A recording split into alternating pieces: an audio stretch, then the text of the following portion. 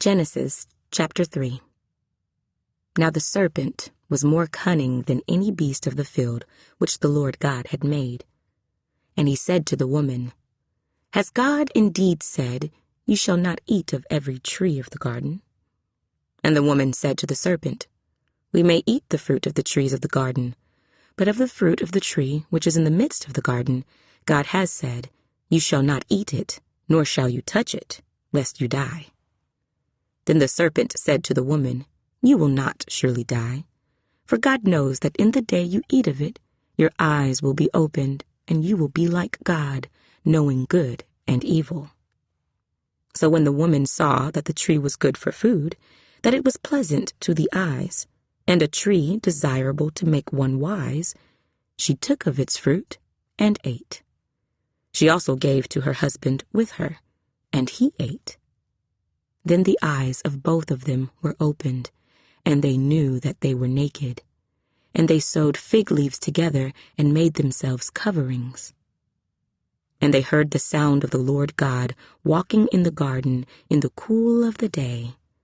And Adam and his wife hid themselves from the presence of the Lord God among the trees of the garden. Then the Lord God called to Adam and said to him, Where are you? So he said, I heard your voice in the garden, and I was afraid, because I was naked, and I hid myself. And he said, Who told you that you were naked? Have you eaten from the tree of which I commanded you that you should not eat? Then the man said, The woman whom you gave to be with me, she gave me of the tree, and I ate. And the Lord God said to the woman, What is this you have done? The woman said, The serpent deceived me, and I ate. So the Lord God said to the serpent, Because you have done this, you are cursed more than all cattle, and more than every beast of the field. On your belly you shall go, and you shall eat dust all the days of your life. And I will put enmity between you and the woman, and between your seed and her seed. He shall bruise your head, and you shall bruise his heel. To the woman he said, I will greatly multiply your sorrow and your conception. In pain you shall bring forth children. Your desire shall be for your husband, and he shall rule over you.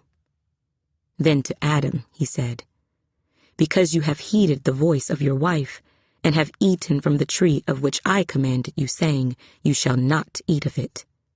Cursed is the ground for your sake. In toil you shall eat of it all the days of your life. Both thorns and thistles it shall bring forth for you, and you shall eat the herb of the field. In the sweat of your face you shall eat bread, till you return to the ground, for out of it you were taken. For dust you are, and to dust you shall return. And Adam called his wife's name Eve, because she was the mother of all living. Also for Adam and his wife the Lord God made tunics of skin, and clothed them. Then the Lord God said, Behold, the man has become like one of us, to know good and evil. And now, lest he put out his hand and take also of the tree of life, and eat, and live forever. Therefore the Lord God sent him out of the Garden of Eden, to till the ground from which he was taken. So he drove out the man, and he placed cherubim at the east of the Garden of Eden, and a flaming sword which turned every way, to guard the way to the tree of life.